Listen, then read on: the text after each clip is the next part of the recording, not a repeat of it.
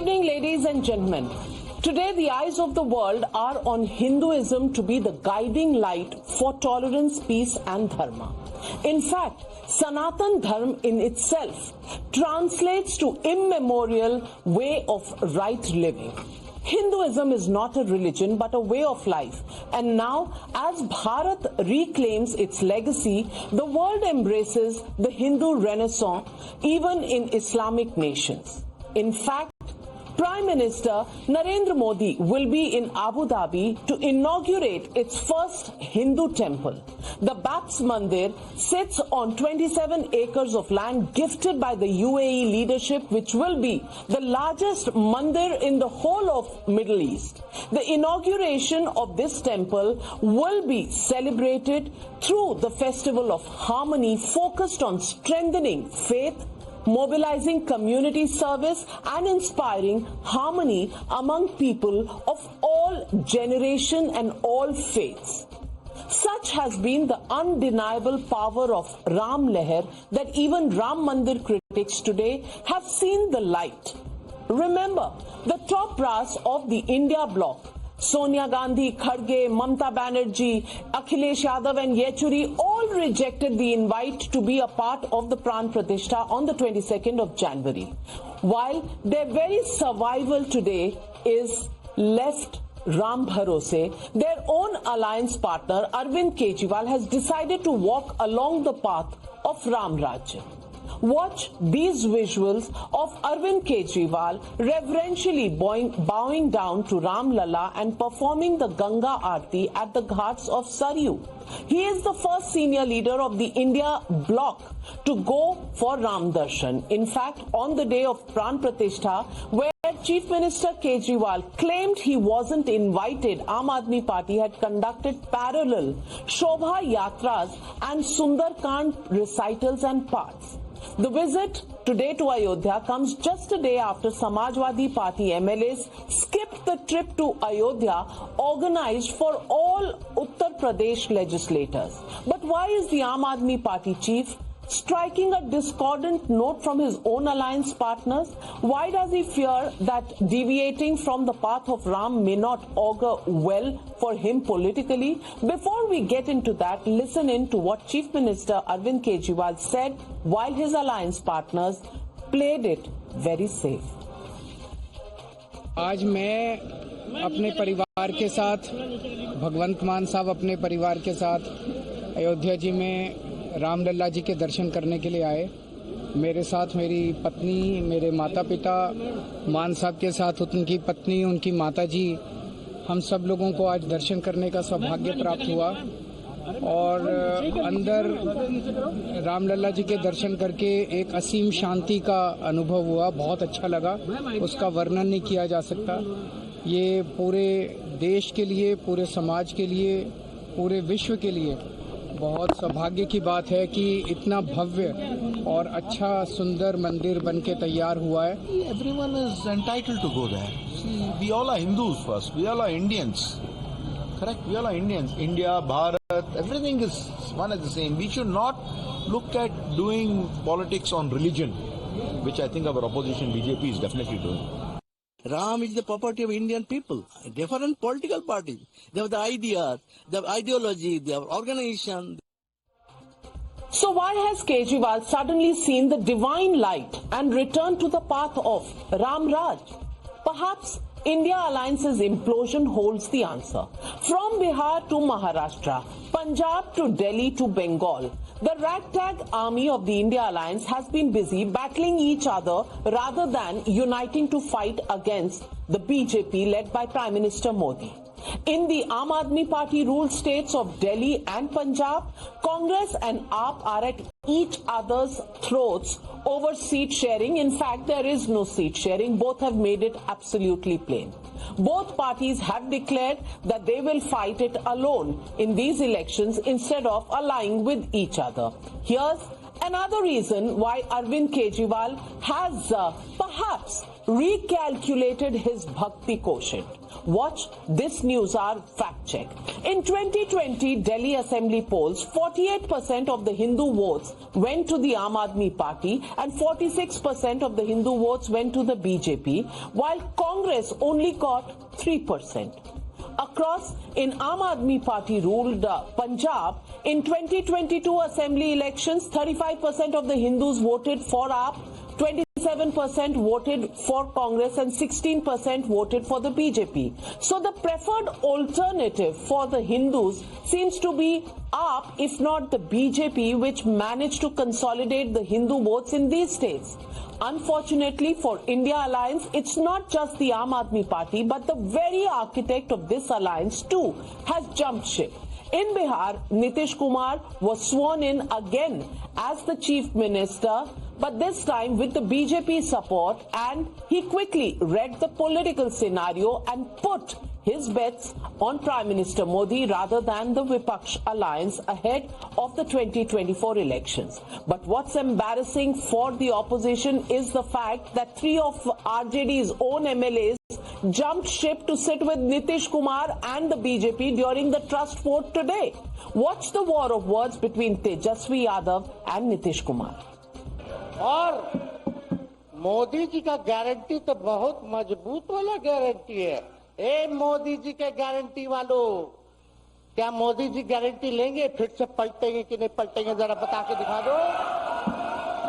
बताइए, मोदी जी के गारंटी वालों बताओ, बताइए पलटेंगे कि नहीं पलटेंगे मोदी जी का गारंटी। कितना मुस्लिम हिंदू का झगड़ा होता था, और जब हम आए तो हिंदू मुस्लिम का झगड़ा बंद कराए। कब हुआ था? आज तक भूल जाना है। अगर इतिहास जानो, 5 के पहले तक का इतिहास जानो, और उसके बाद जिस तरह से मुसलमानों के साथ हुआ था कार्रवाई, और जो कुछ भी हुआ, तो 15 साल नहीं किए, और जब हमको मौका मिला तो हमने तुरंत उस पर कार्रवाई की। Well, there are also earthquakes that's happening in Maharashtra, which is no better for the India Alliance. The trickle of exits has now turned into a tsunami after Milind Deora and Baba Siddiqui. Today, former Chief Minister and the son of two-time Chief Minister of Maharashtra, Shankar Rao Chavan, Ashok Chavan, has dumped the Congress party. His resignation comes as a body blow for the alliance already wrecked by the infighting. Amidst rumors that Chavan was in talks with the BJP, he said that he left due to internal issues and slow seat sharing process. Listen in to Ashok Chavan. Seat sharing के बारे में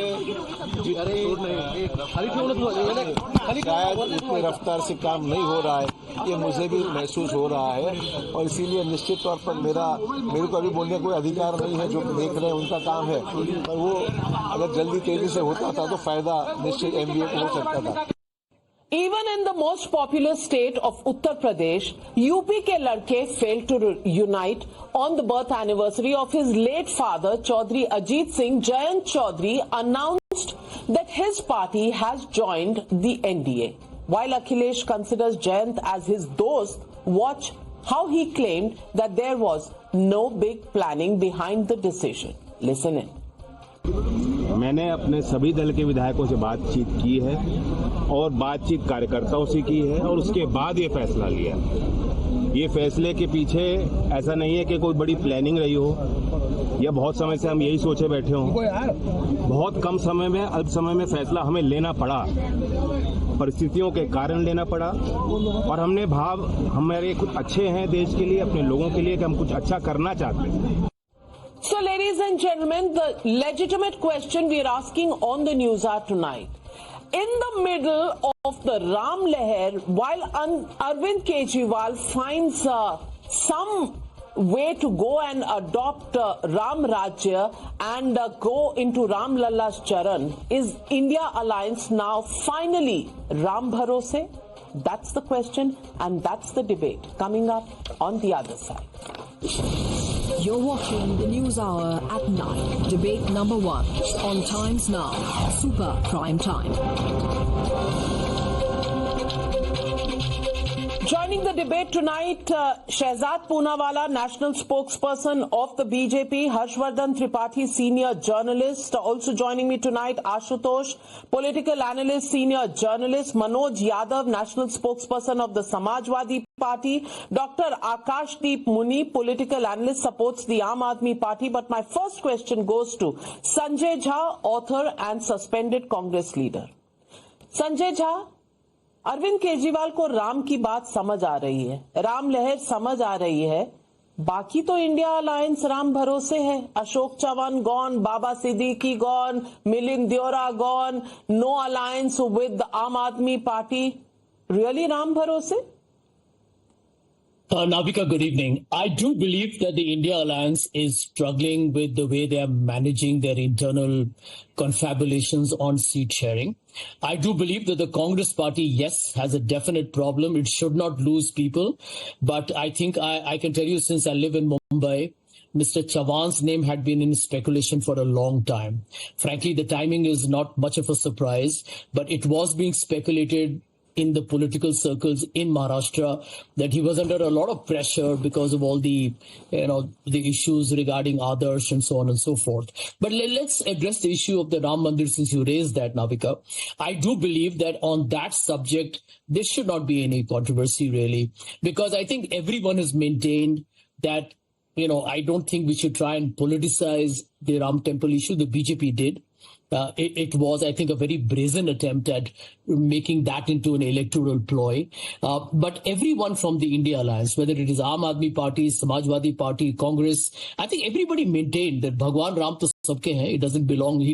Bhagwan Ram doesn't belong to any one political party, no matter how hard BJP tries to do that.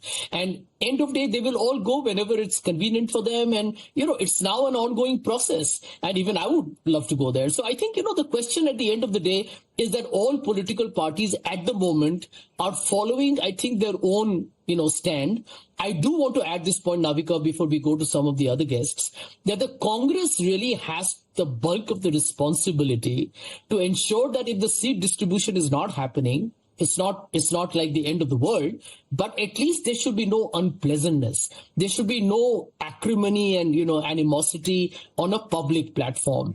And I think the Congress and the others need to understand that. In Indian politics, everybody is used to a post-poll alliance. So if the India Alliance has failed or is not succeeding in doing a seat distribution, the least they need to do is to not be bitter, not engage in some tutu meme on make a public spectacle of it, because that damages the perception of the India Alliance. And after the Chandigarh, episode, Sanjay Jha, we saw how good BJP is Sanjay Jha, great words, but बहुत देर कर दी हुजूर आते आते.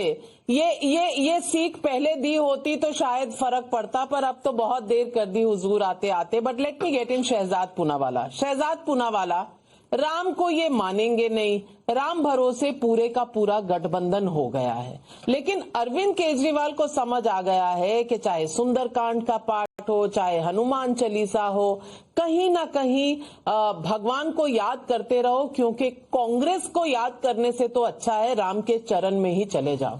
Isn't that right? And isn't that one more reason why the India Alliance is totally and literally Ram भरोसे? हर्षवर्धन जी के शब्दों में कहूं तो राम राम, सियावर रामचंद्र की जय. अब देखिए, राम लहर है या राम विद्रोह का कहर है, ये आप ही अंदाजा लगाइए कि एक तरफ 22 जनवरी के बाद, प्राण प्रतिष्ठा के बाद, पूरा देश नहीं पूरा ब्रह्मांड, क्या अयोध्या से लेकर अबुधाबी तक जय श्री राम के नारे लग रहे हैं. और दूसरी तरफ इंडी गठबंधन का ये जो ढांचा है ना अनाविका जी, कभी बंगाल में कोई लात मार रहा है, कोई पंजाब में उखाड़ रहा है, कोई महाराष्ट्र में एक गुंबद लेकर भाग रहा है, तो कहीं दक्षिण में कोई उस पर कुटाराघात कर रहा है. तो इस प्रकार से वो ढांचा जो है वो ढहता जा रहा है और ढहेगा ही ना, क्योंकि उसमें कोई मिशन तो था नहीं, केवल और केवल कमीशन के आधार पर, करप्शन के आधार पर, कॉन्ट्रडिक्शन के आधार पर बना हुआ था. परंतु देखिए, कोई रोम से राम पर आए तो हमें क्या आपत्ति होगी? हम तो कहते हैं बहुत अच्छी बात है, पर अपना इतिहास भी तो देख लीजिए, क्योंकि देखिए, रावण भी जब आए थे तब वो साधु का वेश पहनकर आए थे.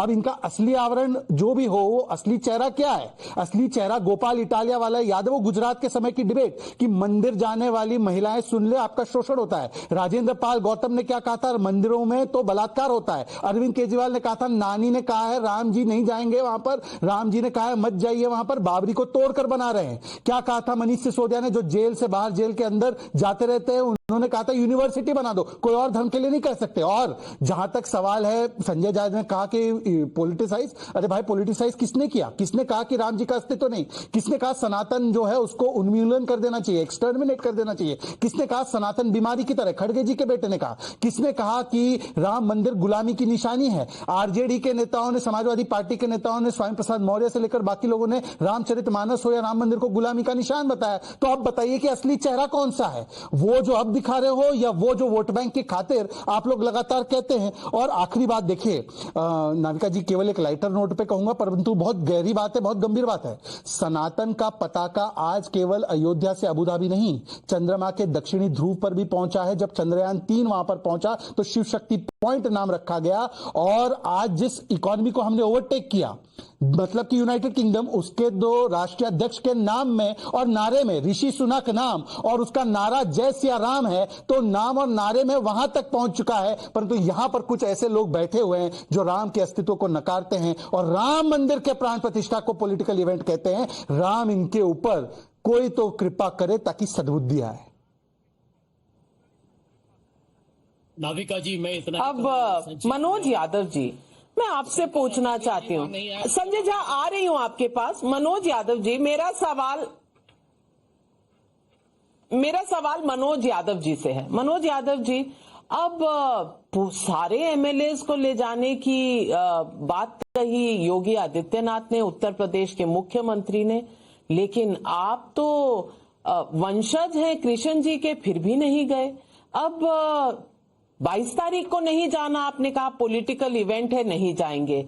सारे लेजिस्लेटर्स जा रहे हैं तब भी आप नहीं जाएंगे, यानी कि राम से कोई ना कोई एलर्जी तो होगी। क्या आप ना लेजिस्लेटर्स के साथ जाना चाहते हैं, ना 22 को प्राण प्रतिष्ठा के लिए जाना चाहते हैं? और उधर अरविंद केजरीवाल जी समझ रहे हैं कि ये जो इंडिया अलायंस कर रही है ये शायद सही नहीं है, वो तो चले गए राम के चरणों में। अब कहीं गलती हो रही है या वोट बैंक का डर बहुत ज्यादा है? धन्यवाद नाविका जी। मैं चाहता था बड़े सकारात्मक दृष्टिकोण से आज की डिबेट को करना, लेकिन हमारे शहजाद पूनावाला जी बड़े नकारात्मक हो गए और मुझे वो भी बात नहीं पसंद आ रही थी कि भगवान राम का नाम लेके इतना नेगेटिव कैसे कोई हो सकता है। और फिर जब वो दक्षिणी ध्रुव से उत्तरी ध्रुव तक भगवान राम और सनातन की बात कर रहा, तो उसके अंदर तो सकारात्मकता का एक बेहतरीन मुझे पुंज नजर आना चाहिए। न वाणी में है, न व्यवहार में है और न संयमता में है। तो मैं तो हतप्रभ हूं कि आखिर शहजाद पूनावाला के अंदर राम भक्ति और राम जी का आशीर्वाद शून्य है। नजर भी आ रहा है मुझको, इनके चेहरे से आप पढ़ लीजिएगा, आपको स्पष्ट दिखेगा भी। लेकिन एक बात मैं पूछना चाहता हूं, विपक्ष कब जाएगा कब नहीं जाएगा ये विषय नहीं है। देश में मुद्दे हैं और मुद्दों का विषय होना चाहिए। हम एक राजनीतिक दल है और राजनीतिक दल को देश की चिंता करनी चाहिए। मैं तो ये सवाल पूछता हूं कि अरविंद केजरीवाल जी चले गए, समाजवादी पार्टी के तमाम अयोध्या जनपद के रहने वाले हमारे विधायक नेता चले गए, और भी पूरे हमारे वोटर्स जा रहे हैं, सपोर्टर्स जा रहे हैं। जिनको जिनको ज्यादा जल्दी जाने की आस्था है वो जल्दी जा रहे हैं, जिनको देर से जाना वो देर से जाएंगे। मैं इस बात को लेकर बड़ा हैरान हो रहा हूं और ये बात कहना नहीं चाह रहा था, लेकिन अब मुझे कहना पड़ेगा। शहजाद पूनावाला इस तरह की बात कह रहे हैं, जो कुछ लोगों के पैर पड़े हैं अयोध्या में, उनके निशान मिट जाए तब जाएंगे, क्योंकि उनके निशान और उनके पैर अच्छे हैं नहीं। वो इस देश का कल्याण नहीं कर पा रहे हैं। दुनिया में जरूर अपने आप को बता रहे हैं कि हम नाम कर रहे हैं, देश का भी नाम छोटा कर रहे हो और हमारे दुनिया में भी भारत का नाम छोटा कर रहे हो। तमाम सारे मुद्दों पे बात की जा सकती है आज, लेकिन मैं इनसे एक सवाल जरूर पूछना चाहता हूं, क्या भारत की पहचान नरेंद्र मोदी से या बीजेपी से है? ये बड़ा सिंपल सा मेरा सवाल है। और अगर पहले के लोगों से नहीं है, हमारे तमाम सारे सिस्टम से, हमारी तमाम सारी संस्कृतियों, भाषा, विधियों, भौगोलिक परिस्थितियों से अगर हमारी पहचान नहीं हो, नरेंद्र मोदी और बीजेपी से है, तो फिर हम लोग तो कहीं थे ही नहीं नाविका जी। हम लोग अभी अभी आजाद हुए, अभी अभी आए हैं और बीजेपी हमको दिखाने बताने की कोशिश कर रही। लेकिन आपकी जानकारी के लिए बता दूं, गांव से मैं बिलोंग करता हूं। गांव पे कोई मुद्दा नहीं है इस बात का कि समाजवादी पार्टी कब जाएगी दर्शन करने या कब नहीं जाएगी, या विलंब क्यों है या जल्दी कौन कराया, उनसे क्या मतलब है। वहां मुद्दा आज भी वही है, उनके बच्चे की नौकरी, ये महंगाई, कमर तोड़ महंगाई जिसको कहते हैं, और मोदी जी के द्वारा फेंका गया हर वो जुमला जो जनता आस लगाए देख रहा है। इसलिए मैं तो यही कहूंगा कि आने वाले समय में सभी दर्शन करेंगे। आप इतना हतप्रभ मत हो, क्योंकि जितना आप नकारात्मक होंगे मुझे स्पष्ट नजर आएगा कि भगवान आपके ऊपर कोई भी आशीर्वाद नहीं दे रहे। जी पूछिए सवाल। नाविका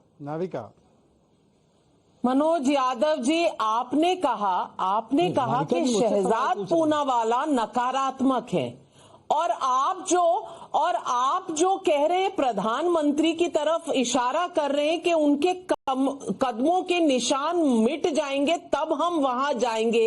ये कितनी नकारात्मकता आपके हृदय में है ये दर्शाती है। मैं तो स्तब्ध हूं ये जानकर कि कोई वहां गया और देश के प्रधानमंत्री वहां गए, उससे आपको इतनी आपत्ति है। नाविका, अच्छा, तो ये रीजन आपको मिला, जवाब दे दूं? ये रीजन आपको मिला। सवाल पूछा, मैं जवाब दीजिए। देखिए नाविका जी, उनको मेरे बोलने में तो नकारात्मकता दिखाई देती है। सकारात्मक शायद उनको स्वामी प्रसाद मौर्य लगते होंगे, जो रामचरितमानस को जलाने के लिए प्रेरणा देते हैं।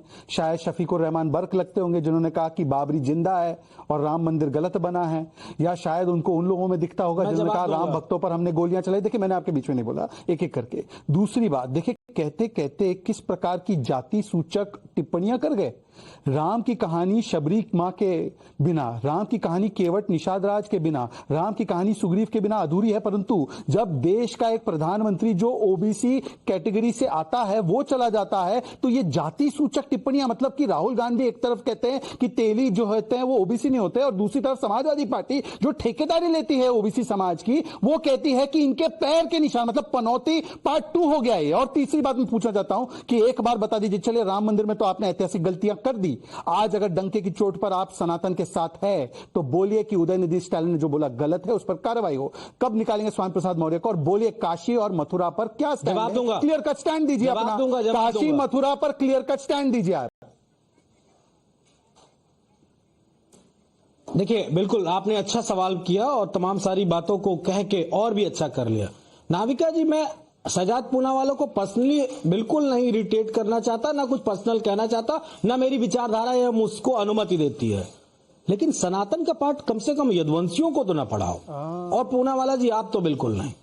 वो पढ़ाए मुझे जो सनातन को फॉलो करता हो। और मैं व्यक्तिगत तौर पे आपसे इसलिए इस तरह की बात कर रहा हूं, वो माता सीता टेस्ट ट्यूब बेबी है कि माँ लक्ष्मी का अवतार है, वो दिनेश शर्मा से पूछ लेना। और बजरंगबली जी भगवान शिव के अवतार है कि दलित है, ये भी पूछ लेना। और सुनिए, अभी रुक जाइए, अब बीच में मत बोलिएगा, मैं अपनी बात पूरी कर लूं।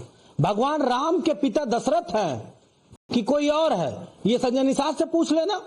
और वो एक गए थे योगी आदित्यनाथ के साथ पीला गमछा डाल के, उन्होंने कहा था मंदिर में तो भिक्षुक बनाने की ट्रेनिंग दी जाती है। वो साथ गए थे दर्शन, उनसे पूछ लेना कि भिक्षुक बन गए कि नहीं बन गए। वो इस तरह के शब्द कह के आप भगवान राम को और अयोध्या जैसी पवित्र स्थल को क्यों कटघरे में खड़ा कर रहे हो? क्यों इस तरह की बातें करते हो भाई? हमने तो कोई सवाल नहीं उठाया। और समाजवादियों को सनातन का पाठ मत पढ़ाइएगा। हर्षवर्धन त्रिपाठी जी, मनोज यादव जी, एक मिनट, मैं शहजाद आपके पास आऊंगी, लेकिन एक मिनट, मात्र 10 सेकंड, एक मिनट मनोज यादव जी।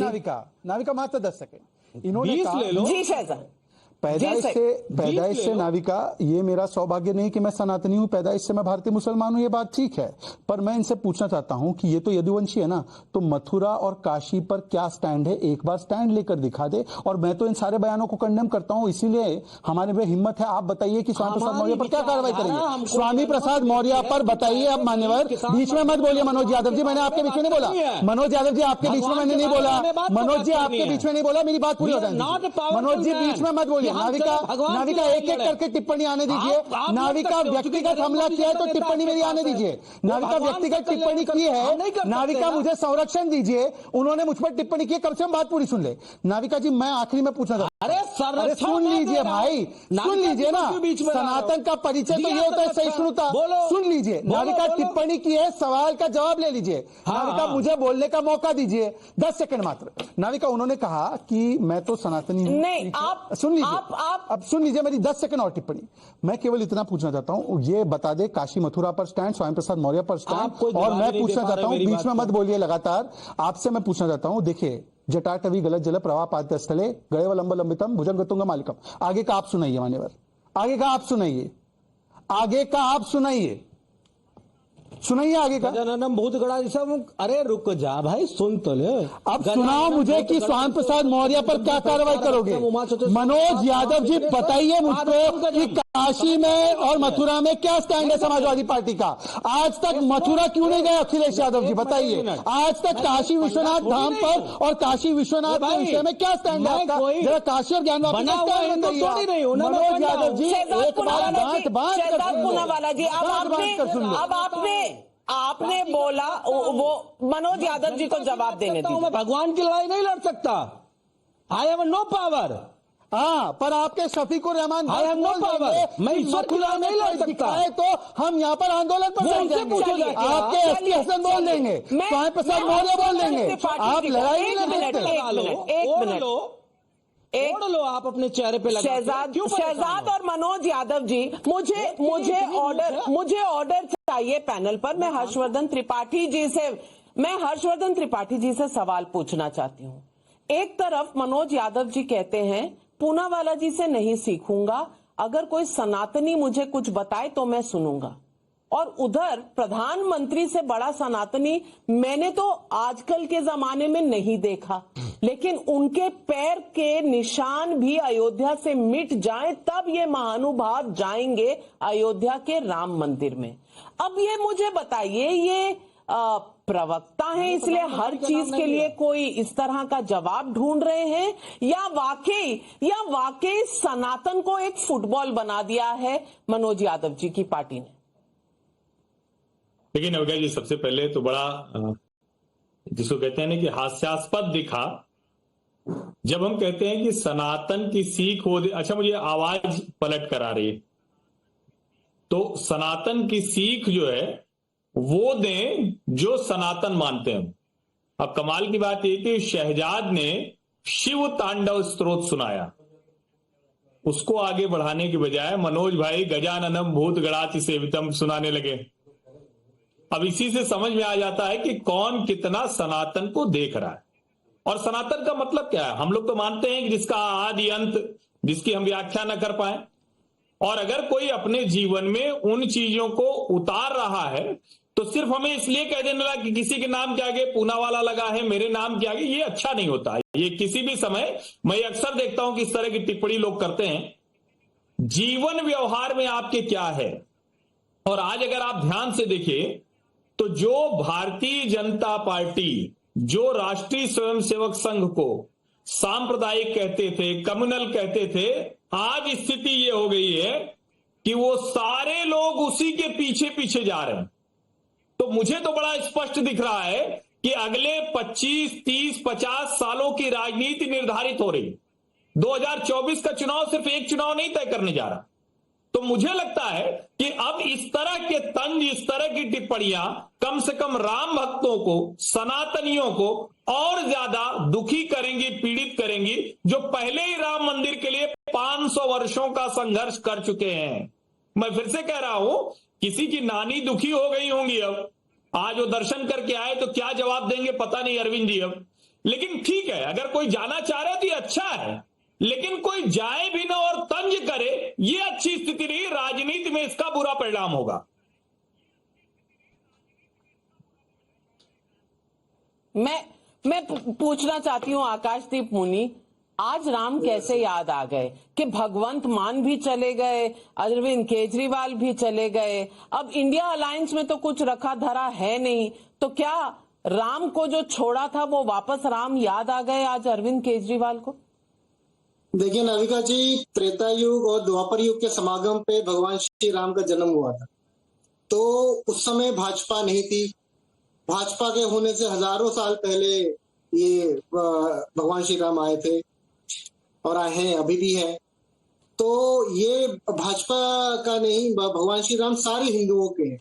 और 2020 में असेंबली में बैठ के, 2021 में असेंबली में और 2020 में प्रेस के सामने अरविंद केजरीवाल जी ने कहा था कि राम मंदिर बनेगा, और वो सिर्फ वो नहीं जाएंगे, पर पूरे दिल्ली के सारे सीनियर सिटीजन्स को सरकारी पैसे पे भेजेंगे अयोध्या। और आज वो जब राम प्राण प्रतिष्ठा हुई, तभी उन्होंने कहा था कि वो अपने माता पिता पूरे परिवार के साथ जाएंगे। तो ये जो शहजाद पूनावाला जी बताना चाहते थे कि भाई ये इलेक्शंस के लिए राम मंदिर जा रहे हैं, ये वो करते होंगे क्योंकि वो पहले किसी और पार्टी में थे, आज किसी और पार्टी में है। और उस पहले आप इंटॉलरेंस के बारे में बहुत कुछ बोलते थे, मोदी जी के बारे में बहुत कुछ बोलते थे, आज वो प्रो में बात करते हैं क्योंकि उन्होंने पार्टी बदल ली है। बट अरविंद केजरीवाल वो नहीं है। अरविंद केजरीवाल काम भी करते हैं, लोगों का वेलफेयर का भी काम करेंगे, और राम मंदिर भी जाएंगे, वृद्ध को दिल्ली के सीनियर सिटीजन्स को राम दर्शन भी करवाएंगे। और सिर्फ राम दर्शन क्यों, पूरे देश में जितने भी तीर्थ स्थल है सबके दर्शन कराएंगे। ये आम आदमी पार्टी का एजेंडा है कि नहीं, सबके लिए भला, ये सिर्फ एक कम्युनिटी का नहीं है। ये एजेंडा सडनली आया हर्षवर्धन त्रिपाठी जी, या पहले से था एजेंडा? क्योंकि बीच में तो कहीं इंडिया अलायंस जब मजबूत हो रही थी तो राम कहीं मैप पर नहीं थे, अब राम आ गए हैं क्योंकि इंडिया अलायंस कहीं नहीं है मैप पर। देखिए नविका जी, अरविंद जी को बहुत अच्छे से पता है कि अभी की राजनीति में सर्वाइवल के लिए राम विरोध नहीं कर सकते हो, उनका संकट बड़ा है। और विशेष करके दिल्ली की 7 की 7 सीटों पर उनके लिए अपना आधार तक बचाना मुश्किल होने वाला है 24 के चुनाव। और वैसे भी गठजोड़ का हिस्सा जब से वो नहीं है, उन्होंने पहले ही कह दिया था 13, फिर 13 + 1 14 कर दी, चंडीगढ़ भी जोड़ लिया। तो मुझे नहीं लगता कि उनके ऊपर कोई बाध्यता रह गई। और कमाल की बात यह है कि इसमें सबसे बुरी तरह से अगर कोई पार्टी फंसी तो वो कांग्रेस फंसी। कांग्रेस पूरी तरह से उस मंदिर के प्राण प्रतिष्ठा समारोह से लेकर अब तक उसके विरोध में दिखी। अंत में यहां तक स्थिति आ गई कि उन्हें भी उनके विधायकों को जाना पड़ा, उनके जो 2 विधायक हैं उनको भी जाना पड़ा। इसका सीधा सा मतलब यह हुआ, भारत की राजनीति आज जिस तरफ है उसमें राम का विरोध करके आज आप नहीं रह सकते हैं, राम भरोसे भी नहीं रह सकते। क्योंकि राम भरोसे भी रहने के लिए राम नाम तो जपना पड़ेगा। वो हो सकता है कुछ लोगों को बुरा लगे, कुछ लोग कहें कि अरे बड़ी खराब राजनीति हो गई, देखिए धर्म घुस गया। लेकिन राजनीति धर्म का घालमेल, ये घालमेल उस तरह का नहीं है जो एक दूसरे के ऊपर टिप्पणी करे। राजनीति की वजह से आज धर्म की प्रतिष्ठा हुई है, प्राण प्रतिष्ठा को उसी तरह से देखा जाना चाहिए। आशुतोष जी, मेरा सवाल सिंपल सा है।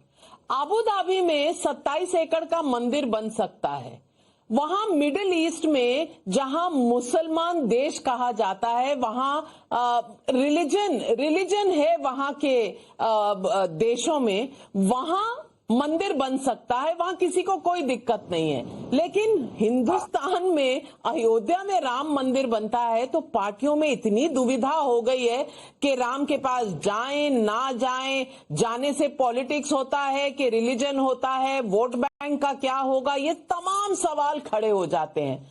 अब ये दुविधा वोटों की कौन सी है? क्या अरविंद केजरीवाल देख रहे हैं कि कितने हिंदू मेरे लिए वोट दे रहे हैं? क्या कांग्रेस पार्टी और समाजवादी पार्टी के लिए कहीं ना कहीं एक जो कर्नाटका फैक्टर है, जो मुस्लिम फैक्टर है, वो ज्यादा जरूरी हो गया है? ये दुविधा कौन सी है कि आगे पहाड़ पीछे खाई? नाविका जी, कोई दुविधा नहीं है। जिनको राम शब्द का अर्थ ही नहीं पता वही राम को संकुचित करने की कोशिश करते हैं। दयानंद सरस्वती जी के बारे में क्या कहेंगे, जो तो कहते थे वेद और उपनिषद की तरफ चलिए, और वेद और उपनिषद में कहीं भी राम का जिक्र नहीं है। तो क्या दयानंद सरस्वती जिन्होंने आर्य समाज आंदोलन की पूर्व पीठिका रखी है, तो इतना बड़ा आंदोलन किया, जो इतने बड़े हिंदुओं के नायक हैं, क्या उनको राम विरोधी कह दिया जाए? मुझे लगता है जो लोग हिंदू धर्म को समझते ही नहीं, जो भगवान राम को समझते नहीं, वो इस तरीके की बातें करते हैं। राजनीति एक ऐसी चीज है जो चाहे भगवान राम हो, चाहे कृष्ण हो, चाहे शिव हो, चाहे हिंदू धर्म हो, चाहे इस्लाम हो, वो सबको पॉलिटिसाइज करके अपने हितों की रक्षा करने की कोशिश कर। मुझे तो कहीं नहीं दिखाई पड़ता है कि इस देश के अंदर कहीं कोई आदमी आके कह रहा कि राम का मंदिर नहीं बनना चाहिए, कृष्ण का मंदिर नहीं बनना चाहिए। मुझे तो कोई दिखाई नहीं पड़ता। और जो लोग मुसलमानों के ऊपर हमले करते हैं कि देखो मुसलमान तो धर्म विरोधी, मुसलमान तो राम विरोधी है, मुसलमान तो हिंदू विरोधी है, फिर वो ये क्यों कहते हैं कि अबू धाबू के अंदर मंदिर बन रहा? अगर मुसलमान अगर अबू धाबू में मंदिर बनने का विरोध नहीं कर रहा है तो ये आशुतोष जी, मैं 1 मिनट के लिए रोकूंगी, 1 मिनट के लिए रोकूंगी। आप कह रही हैं इस देश में आपको कोई दिखाई नहीं देता जो राम मंदिर के विरोध में हो या कृष्ण मंदिर के विरोध में हो। हर्षवर्धन जी कौन सा चश्मा पहनते हैं आशुतोष जी? नहीं, वो कौन लोग राम नहीं, बता दीजिए ना आप मुझे। आप अगर ऐसा है तो सबसे पहले तो मैं आशुतोष जी से ही कहूंगा कि जो बहुत स्पष्ट तौर पर दिख रहा है, जिस पे कोई भ्रम नहीं है, अब वहां के लिए बात करें। क्या जो श्रृंगार गौरी की पूजा रोकी गई थी वो गलत थी? अभी जो हुआ, जो न्यायालय के निर्णय के बाद हुआ, राम मंदिर वो बहुत पहले होना चाहिए था, 93 से आज तक। ये पहले तो इसी का जवाब देने, उसके बाद फिर मथुरा की बात करेंगे। मथुरा में तो बहुत कुछ साफ साफ दिख रहा है। मैं देखिए, बहुत अच्छा सवाल है उन्होंने। क्या मैं सबसे पहले ये चाहूंगा कि भारतीय जनता पार्टी ये स्पष्ट करे कि उसका ज्ञानवापी मस्जिद के ऊपर क्या आशुतोष जी की आवाज नहीं मिली। और मथुरा पे उनकी क्या टिप्पणी है, मथुरा में जो कृष्ण जन्मभूमि उनके ऊपर उनकी स्पष्ट राय। मुझे भारतीय जनता पार्टी की राय इसमें स्पष्ट नहीं है। भारतीय जनता पार्टी ने हमेशा कहा है कि ऐसे मामलों का निराकरण संविधान के माध्यम से होना चाहिए और अदालत के माध्यम से होना चाहिए। तो वो क्यों नहीं कहते कि भाई ज्ञानवापी मस्जिद का जो मामला है वो हमको सौंप दिया जाए इमीडिएटली? भारतीय जनता पार्टी ये नहीं कहती है, ये उनका ऑफिशियल स्टैंड नहीं है। आपको याद होगा पालमपुर में उन्होंने क्या कहा था? पालमपुर में उन्होंने कहा था कि अयोध्या का जो मसला है ये आस्था का प्रश्न है और इसको अदालतें नहीं तय कर सकती।